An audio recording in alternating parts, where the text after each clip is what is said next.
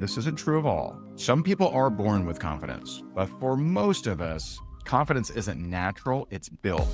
We're going to talk about how to build unstoppable sales confidence. How do we do that? Here's what this talk isn't: how to feel like building unstoppable sales confidence, because the truth is, for you to grow in confidence, you're going to have to do things you don't want to do, and you're quite frankly afraid to do. Yesterday, I was on with a coaching client. They have had success in other companies before, and unfortunately, they've experienced companies getting shut down, companies changing their comp plan models. They've experienced letdown. Now, a lot of times, people that experience letdown, the fire inside of them gets smaller, smaller, smaller, smaller, smaller. So it used to be roaring fire. They used to be all in, and that was a tiny baby fire. You can barely even get warm from it. And so I said, let's start as if we're just starting. And I want you to come up with, how would you approach people that you know but have never prospected? How would you approach people that you've prospected and they said no? How would you approach people that you've prospected and they ghosted you? And then lastly, how would you prospect people you haven't talked to in a really long time? You've never prospected them, but you haven't talked to them in a really long time. How would you do that? Let's just say they really struggled with what to say in any of those conversations. Here you go. So I wrote out scripts for them on every situation, those 4, right? Which covers a large amount of people. For them particularly, now this is different by clients. Sometimes I'm teaching clients how to reach out to people they don't know. Sometimes I'm teaching clients how to communicate with their warm market, whatever. And then we also go into what if it's product or business, service. So we create these custom scripts for them that fit their personality, that they feel good about, and rock and roll. Truth is, if you haven't been reaching out to people, warm or cold, you'll never feel like starting that. See, a lot of people are focused on their feelings. They're focused on, how do I feel like reaching out to people? And that's everything we know in neuroscience. You'll never feel like doing something you haven't been doing. That's why day 1 is so much more difficult than day 21. This is why starting to go to the gym is so much more difficult than continuing to go in the gym, right? Things in motion tend to stay in motion. Well, when you're not in motion, getting into motion is the hardest part. It was cool. She sent me a message and she goes, man, I feel like I'm at like a new job and I have to really work hard now. And I'm really, I don't know. I just kindly responded. I said, yeah, I understand. Get over it. You either want comfort or you want breakthrough. You can't have both. You don't get to have both. You get one or the other. You want to stay in your comfy pants? Then you don't get breakthrough. You don't break records. You don't reach the top of the company. You don't create an income that other people are astounded by. Which will you choose? Most people will choose comfort. Most people will wait till they feel like doing something, which they never will, so they'll never do it. You have to be willing to do the thing you don't want to do. But there's something I did for 7 months. For 7 months, I asked myself this question every morning, every day, every morning. For 7 months, I asked the question, what could I do today that would make me proud of myself? And do you know what that answer always was? It was something I didn't want to do, but would grow me. That's how you grow your self-confidence. That's how you grow your sales confidence. That's how you grow yourself. One of those days was going skydiving. Now, I don't like heights. Not a fan of it. But one day I got hired by my friend Austin, and I'm in Aruba, and he's like, hey, we're going skydiving tomorrow. And I'm like, oh, okay, well, have fun. And he's like, no, we got an extra ticket. Someone backed out. You want to go? Now, here I'm viewed as the tough motivational guy, the tough trainer, the tough coach. I did not want to do it. Didn't want to do it. I didn't want to do it. But I felt my fear. I felt my resistance. I felt me not wanting to do it. And that's why I had to do it. Because when I have that feeling, I've learned, ooh, yummy, growth. You need to draw the conclusion. That thing I'm afraid, that person I'm afraid to reach out to, that video I'm afraid to post, that vulnerability I'm afraid to voice, that authenticity I'm afraid to open people up to is growth. That thing you don't want to do is growth.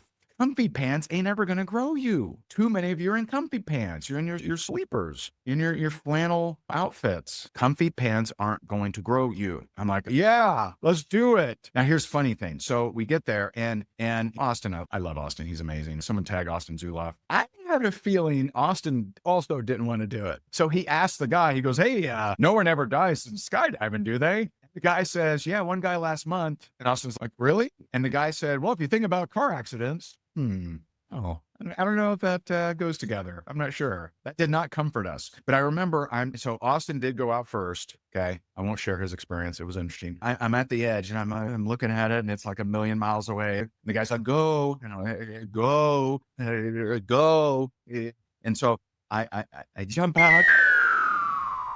And it was amazing. That free fall, one of the highlights of my life. It was amazing. It was but the free fall was amazing. So it was a tandem, of course, my first time. The guy had a GoPro on his watch and he puts it in my face. He's like, hey, how do you feel? I never could get it out, but I was trying to say, I'm proud of myself. And that may have been the first day of my life I'd ever said that. You want to have more confidence? You want to be proud of yourself? Do something that terrifies you. I remember I bought ballroom dance lessons for my wife and I, 10-year anniversary. We go there and of course she's amazing, just spinning into the air and everyone's marbling over her and clapping. And I'm just like Frankenstein out there.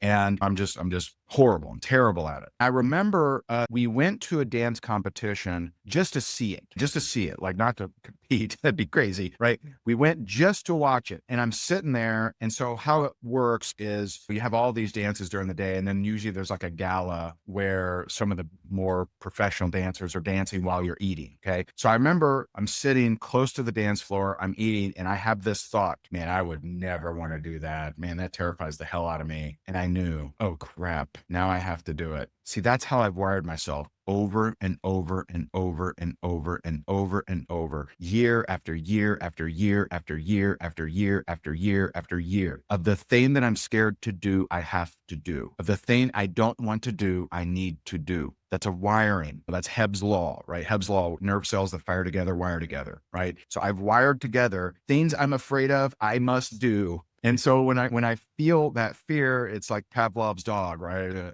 I must do it. That's how I wired myself with being afraid of public speaking. That's how I wired myself with being afraid of videos. That's how I wired myself with reaching out to people that are higher up the social economic chain than me, right? I've just wired myself that way. You can too, but it takes time. Now, at the time of sitting there observing the dance competition, I was terrible. I was horrible. I was a terrible dancer. I think it was from that point, maybe 6 months later, maybe 7 months later, we did compete at an international competition in Miami. We came in first place in 2 different dances, in our division. You want to grow confidence, go do the thing you're afraid to do. Go prospect the person you're afraid to prospect. Go shoot the video you're afraid to shoot. Now, let me give you one more example in case you're not getting the drift here. 2013. So I'm the number one income earner of a network marketing company. I just felt like it was time for me to up level. I think at that point, I had been stuck for 2 years at like right around $700,000 for the year, right? Which I know some of you would be like, hey, I'm okay with that.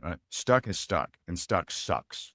There's clients I coach all the time. They're stuck at $20,000 or $30,000 a month. And there's a reason for that. It sucks. They're not happy, even though most people would think they'd be happy with $30,000 a month. And so I've been stuck. And so I'm like, I can do something different. And so I decide I'm going to do an event. I'd done a few events, little rinky dink, but I'm going to do a big event. And this event back then, 2013, 12 years ago, I do this event and my wife and I are literally in tears the night before because we totally didn't know how expensive it was going to be. It was $140,000. Okay? It was $140,000. And it was the first time we were ever going to offer coaching. We'd never offered it before. Now, just perspective here, my last 2 events were $1.2 million.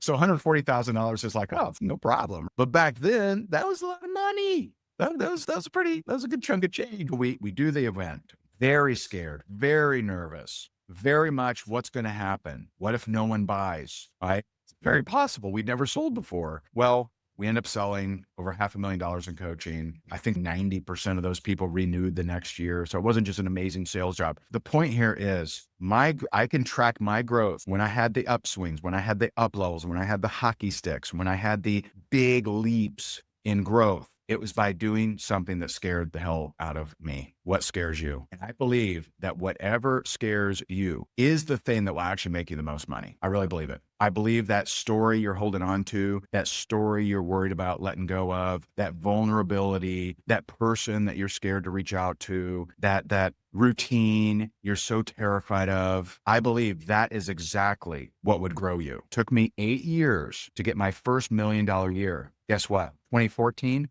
2.5 million. Doubled. That's what happened. I got into momentum, but it was from being very uncomfortable. It was by doing something that terrified the hell out of me. What would absolutely terrify you? What can you do today that would make you proud of yourself? There's a lion waiting to come out that could completely 20x your business, your reach, your impact. Will you let it out? You're not going to feel like it. Guarantee you. You're not going to feel like letting that lion out. Will you do it anyway? That's the question. Go get uncomfortable today and go make a difference. Bye for now.